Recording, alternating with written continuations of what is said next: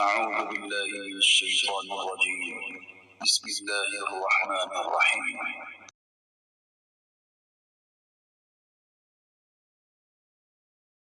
أعوذ بالله من الشيطان الرجيم بسم الله الرحمن الرحیم وبشر الذین آمنوا ایمان والوں کو خوشخبری سنا دیجیے وعاملوا الصالحات اور پاکیزہ عمل کرنے والوں کو ان لہم جنات ان کے لیے باغات ہیں تجری من تحتها الانہار جن کے نیچے نہریں بہتی ہیں کلما رزقوا منها من ثمرۃ رزقا جب بھی ان جنتیوں کو اس جنت سے کوئی پھل کھانے کے لیے دیا جائے گا قالوا تو وہ کہیں گے ھذا الذی رزقنا من قبل یہ پھل تو ہمیں پہلے بھی دیا گیا تھا وَأُتُوا بِهِ مُتَشَابِهًا جب کو ان کو پھل ملتا جلتا دیا گیا ہوگا وَلَهُمْ فِيهَا أَزْوَاجٌ مُطَهَّرَةٌ اور جنتوں کے لیے جنت میں پاکیزہ بیویاں ہوں گی وَهُمْ فِيهَا خَالِدُونَ اور وہ جنتی جنت میں ہمیشہ رہیں گے۔ گزشتہ آیات میں اللہ رب العزت نے کافروں کو چیلنج دیتے ہوئے انہیں قرآن پاک کی صداقت اور حقانیت کو تسلیم کرنے کی دعوت دی تھی کہ قرآن پاک کی صداقت کو حقانیت کو تسلیم کر لو، دنیا اور آخرت میں کامیابی سے ہمکنار ہو جاؤ گے، وگرنہ اگر قرآن پاک کو قبول نہ کیا، اس کی صداقت اور حقانیت کو تسلیم نہ کیا تو یاد رکھو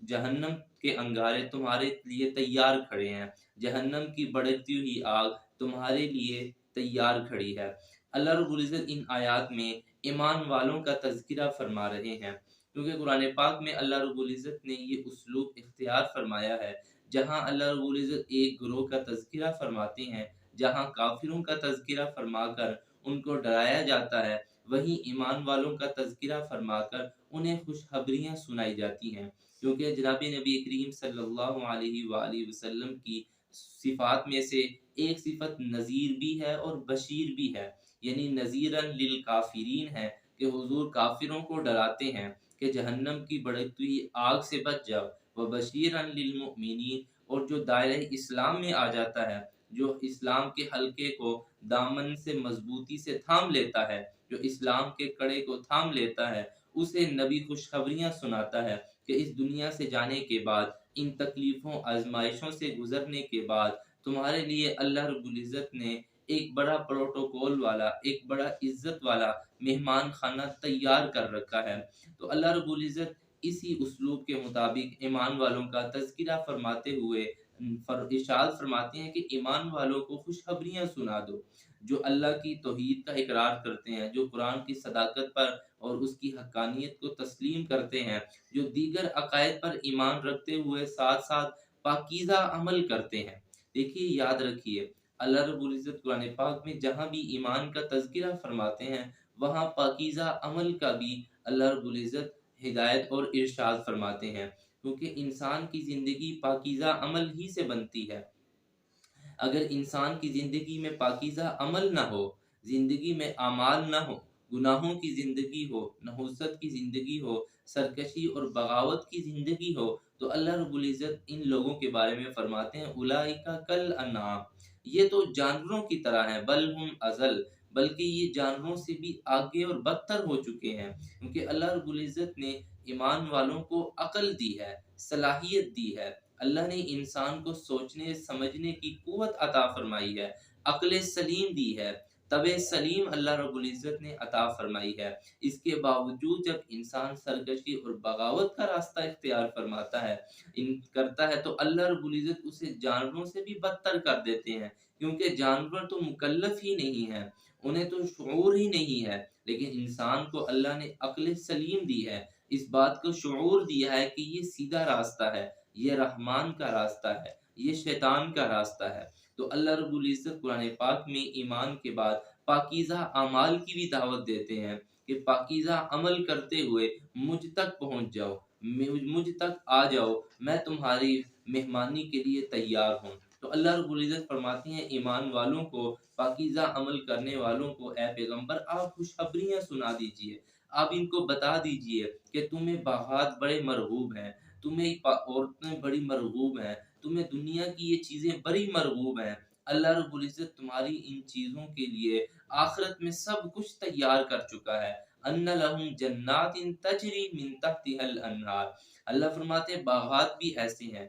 جس میں نہریں ہوں گی۔ ایک مقام پر اللہ فرماتے ہیں کہ دودھ کی نہریں ہوں گی، شہد کی نہریں ہوں گی، اسی طرح پاکیزہ پانی کی نہریں ہوں گی۔ اللہ رب العزت ان ساری نعمتوں کا تذکرہ انسان کو ترغیب دلانے کے لیے کرتے ہیں کہ انسان اعمال پہ تیار ہو جائے۔ دیکھیے ایک مثال سے سمجھیے، جس طرح ماں بچے کو کسی کام پہ ابھارنے کے لیے اسے انعام کا لالچ دیتی ہے کہ بیٹا اگر یہ عمل کرو گے تو تمہیں اتنا انعام ملے گا، تمہیں یہ چیز ملے گی، تو وہ بچہ بھی اس انعام کے شوق میں وہ عمل رغبت کے ساتھ کرتا ہے۔ تو اللہ رب العزت بھی اسی انسانی مزاج اور نفسیات کے مطابق یہ بات فرما رہے ہیں کہ بھائی تمہارے لیے اللہ رب العزت نے باغات تیار کر رکھے ہیں، نہریں تیار کر رکھی ہیں۔ اللہ رب العزت نے اس سے بڑھ کر تمہاری تسکین کے لیے، تمہاری خوشی اور مسرت کے لیے اور انسانی جذبات کا، انسانی احساسات کا خیال کرتے ہوئے تمہارے لیے پاکیزہ عورتیں بھی جنت میں تیار کر رکھی ہیں۔ اور وہ پاکیزہ کیسی ہوں گی؟ حدیث شریف میں آتا ہے کہ نہ ان کو حیض ہوگا، نہ نفاس ہوگا، نہ کوئی اور غلاظت ہوگی، بلکہ وہ پاک صاف مشک اور عنبر جیسی اور کستوری جیسی خوشبوؤں سے مہکتی ہوئی عورتیں ہوں گی۔ اور ایک مقام پر حدیث شریف میں یہ ارشاد ہے کہ اتنی خوبصورت اور حسین ہوں گی کہ ان کی پنڈلی کا گودا بھی نظر آئے گا، 70 جوڑے بھی ہوں گے، اس کے باوجود بھی ان کے جسم کا یہ گودا نظر آئے گا۔ تو اللہ رب العزت فرماتے ہیں ایسی پاکیزہ عورتیں میں نے تمہارے لیے، ایسی بیویاں تمہارے لیے میں نے تیار کر رکھی ہیں، لیکن شرط کیا ہے؟ دنیا میں ایمان لا کر پاکیزہ عمل کے مطابق زندگی گزارو، ان نیک اعمال کے مطابق زندگی گزارو گے تو میں رب جو ہے وہ ساری نعمتیں تمہیں دینے کے لیے تیار ہوں۔ اور پھر آخر میں اللہ فرماتے ہیں کہ یہ نہیں ہوگا کہ کچھ نعمتیں مل جائیں گی اور تھوڑے وقت کے لیے تم سے چھین لی جائیں گی۔ دیکھیے یہ انسانی مزاج ہے اور فطرت ہے کہ جو چیز انسان سے جدا ہونے والی ہو انسان کو اس کا غم لاحق رہتا ہے کہ یہ چیز مجھ سے چھن جائے گی، یہ چیز مجھ سے ختم ہو جائے گی، یہ چیز مجھ سے لے لی جائے گی۔ لیکن اللہ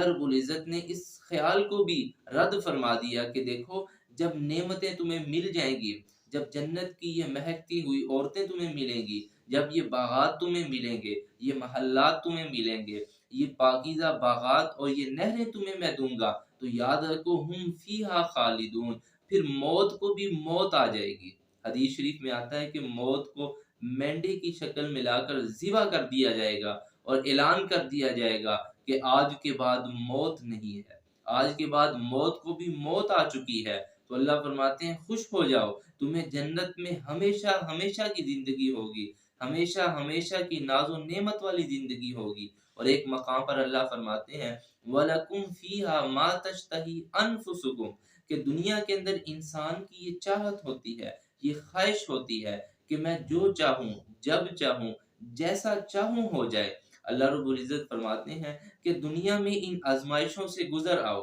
ان پابندیوں کی زندگی سے نکل آؤ، میرے پاس ایک دفعہ نیک اعمال کرتے ہوئے پہنچ جاؤ۔ اللہ فرماتے ہیں وَلَكُمْ فِيهَا مَا تَشْتَهِي أَنفُسُكُمْ، جو تمہارے خیال میں جی میں آئے گا اللہ تمہارے لیے تیار کر دیں گے۔ اور ایک مقام پر اللہ فرماتے ہیں نُزُلًا مِّنْ عِندِ رَبِّكَ، اللہ فرماتے ہیں یہ سب کچھ تمہاری مہمانی کے لیے ہے، یعنی اللہ مہمان ہے، اللہ رب العزت میزبان ہے اور تم اللہ رب العزت کے مہمان بن کے جنت میں آ رہے ہو۔ وہ اللہ رب العزت ان آیات میں ایمان والوں کو جنت کی خوشخبریاں دے کر ایمان والوں کو ترغیب بھی دے رہے ہیں کہ اپنے اعمال پر، اپنے ایمان پر استقامت اور قائم رہنا، تاکہ شیطان کے ہتھ کنڈوں سے محفوظ ہو جاؤ، دشمن سے محفوظ ہو کر مجھ تک بحفاظت پہنچ جاؤ۔ اللہ رب العزت ہمیں سمجھنے کی، اس پر عمل کرنے کی توفیق عطا فرمائے۔ وآخر دعوانا ان الحمد للہ رب العالمین۔